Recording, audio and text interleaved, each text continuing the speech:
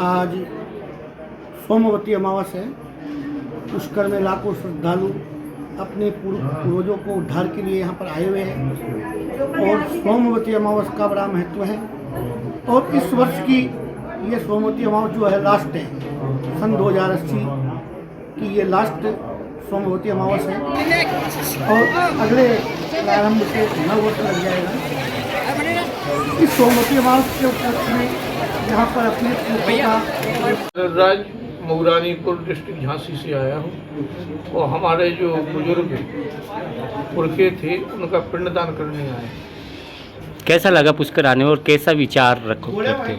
पुष्कर आने से पता चला है कि हमने सही जो है काम किया है कि हम अपने जीवन में आने का हमको सौभाग्य प्राप्त हुआ है। ये ब्रह्म पुष्कर आज है, सृष्टि का उत्पत्ति स्थल है और आज सोमवती अमावस्या है। ये सोमवती अमावस्या बहुत दुर्लभ होती है। पांडवों ने जब युद्ध किया था कौरव पांडवों के, उसमें उनसे कई प्रकार के अपने बंधु बांधव और गुरु लोगों की हत्याएं हुई थी। तो भगवान विष्णु ने कहा कि अगर पुष्कर में सोमवती अमावस्या आ जाती है और आप वहाँ स्नान करते हो और अपना प्रायश्चित करते हो तो अपना प्रायश्चित पूर्ण हो जाता है। लेकिन पांडवों के समय में ये अमावस्या नहीं आई। फिर पांडवों ने इसको श्राप दे दिया, बोला कि हमारे इंतजार करने के बावजूद आप नहीं आई सोमवती अमावस्या, तो अब आप कलयुग में बार बार आओगी और आपकी कोई इतनी महानता नहीं रहेगी। इसलिए कलयुग में ये बार बार आती है और सतयुग में ये आई नहीं। आपका नाम बताओ। मेरा नाम पंडित राजेंद्र पारासर, पुष्कर राज। आज सोमवती अमावस्या है। पुष्कर में लाखों श्रद्धालु अपने पूर्वजों को उद्धार के लिए यहाँ पर आए हुए हैं और सोमवती अमावस्या का बड़ा महत्व है। और इस वर्ष की ये सोमवती अमावस्या जो है लास्ट है, सन 2080 की ये लास्ट सोमवती अमावस्या है और अगले प्रारंभ से 9 वर्ष लग जाएगा।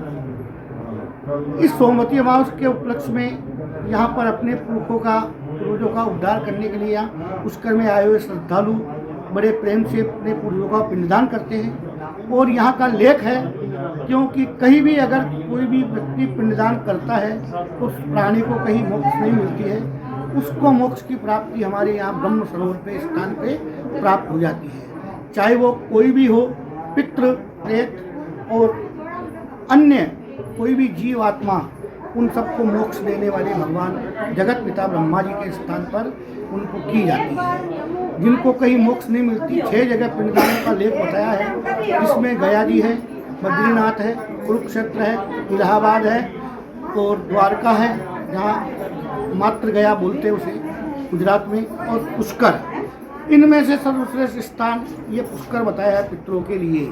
और जिस प्रकार महान काल में ही भस्म आरती होती है, महादेव के मंदिर तो अनेक मिलते हैं, लेकिन जिस तरह महादेव में ही भस्म आरती होती है, उसी तरह हमारे यहाँ पुष्कर में भी यहाँ जो पिंडदान होते हैं तो मोक्ष उसी तरह प्राप्त होती है। जैसे भगवान राम ने भी आकर के अपने कुल का उद्धार किया था, उनका भी मोक्ष ही हुआ।